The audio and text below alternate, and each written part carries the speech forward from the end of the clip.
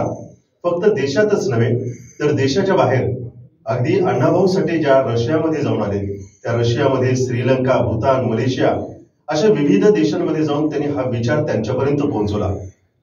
आणि फक्त हे विचार एका पुस्तकापुरतं मर्यादित न ठेवता ज्यांनी खरोखर अण्णाभाऊंना आत्मसात केलं, आज त्यांच्याकडून अण्णाभाऊंना आज आपण समजून घेण्याचा प्रयत्न करतोय।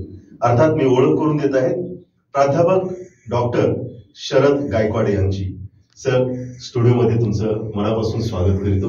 धन्यवाद। आणि नेक्स्ट मराठीच्या आपल्या या कार्याला शुभेच्छा। अण्णाभाऊ साठे जयंतीच्या नेक्स्ट मराठीच्या माध्यमातून तमाम अण्णाभाऊ प्रेमींना मी शुभेच्छा सुरुवातीला देतो आणि आपले आभार मानतो।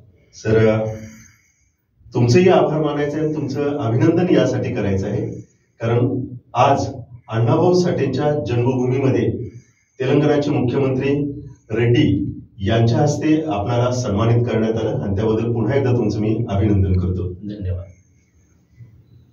मी सुरुवातीलाच म्हटलं की कायमची शाळा सुटली। लौकिक अर्थानं अण्णाभाऊ साठे निरक्षर, रूढार्थानं शाळेच्या बाहेर बसले, परंतु अनुभव नावाच्या गुरुकडून चार भिंतीच्या बाहेर जगाची जी उघडी शाळा आहे त्याच्यात ते समृद्ध झाले। नातेवाईकांच्याकडून अक्षर ओळख करून घेतली। महत् प्रयासानं आधुनिक एकलव्य बनवून अण्णाभाऊंनी पुढं आपलं तुकाराम हे नाव सार्थ केलं, कारण त्या देहूच्या तुकारामानं 400 वर्षापूर्वी तुकाराम महाराजांची गाथा, आपण ज्याला म्हणतो ती गाथा लिहिली। आणि ह्या पुसाबाहेरच्या आधुनिक तुकारामानं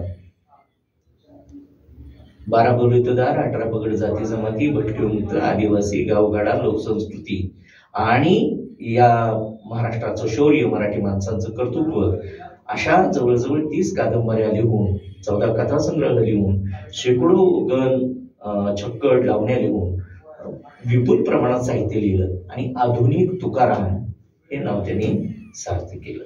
ही त्यांची जी जडणघडण आहे ती मला वाटतं खूप महत्वाची आहे। हा समाज निर्माण व्हावा आणि अण्णाभाऊंना मरणोत्तर भारतरत्न मिळावा ही जयंतीच्या निमित्तानं सर्व राज्यातल्या सत्ताधाऱ्यांच्याकडे आणि केंद्रातल्या सत्ताधाऱ्यांच्याकडे मी आग्रहपूर्वक आपल्या माध्यमातून विनंती करतो आणि जयंतीच्या शुभेच्छा देतो।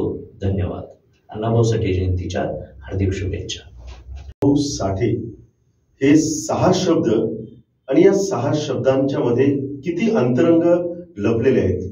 एक कार्यकर्ता, एक शाहीर, एक लेखक, आणि म्हणजे त्यांना एका अर्ध्या तासाच्या कार्यक्रमामध्ये बांधणं तसं शक्य नाही।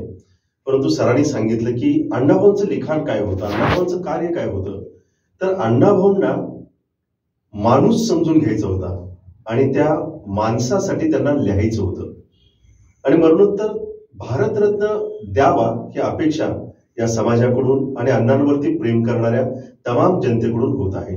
आज नेक्स्ट मराठीच्या माध्यमातून अण्णा समजावून घेताना काय काय अण्णांचे पैलू आहेत हे थोडंसं जाणून घेण्याचा प्रयत्न केला। पुन्हा एकदा नेक्स्ट मराठीच्या वाहिनीतर्फे तुम्हा सगळ्यांना अण्णाभाऊ साठे जयंतीच्या शुभेच्छा देतो। आणि सर, आपण आलात, अण्णाभाऊंना आज थोडंसं पुस्तकाच्या बाहेर उलगडून सांगण्याचा प्रयत्न केला, त्याबद्दल पुन्हा एकदा तुमचं मी मनापासून आभार मानतो। धन्यवाद।